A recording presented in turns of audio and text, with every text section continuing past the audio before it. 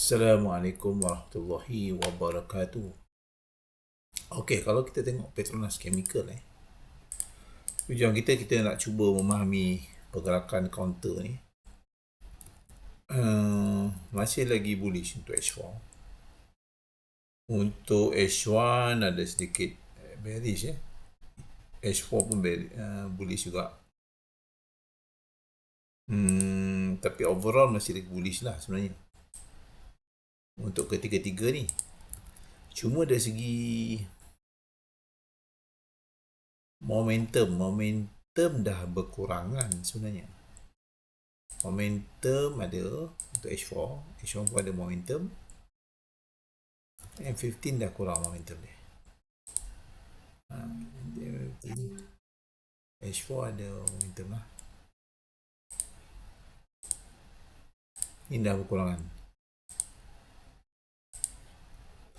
Cuma kita tengok harga semasa sekarang ialah 5.79 5.79. Okey, macam mana pula dialog buruk kalau kita tengok H4 masih bullish area. H4 bullish area.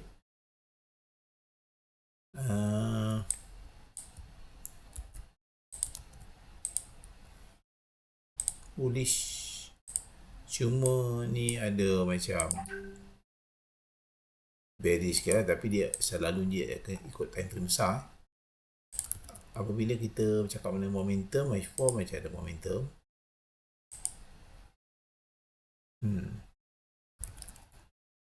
Ini ada momentum dua. Ada momentum nampak cuma time frame kecil ni tak ada momentum. Kalau kita tengok harga semasa dia ialah dialog 2.21 dialog 2.21. Nampak tak? Itu saja untuk teknik GBK. Terima kasih.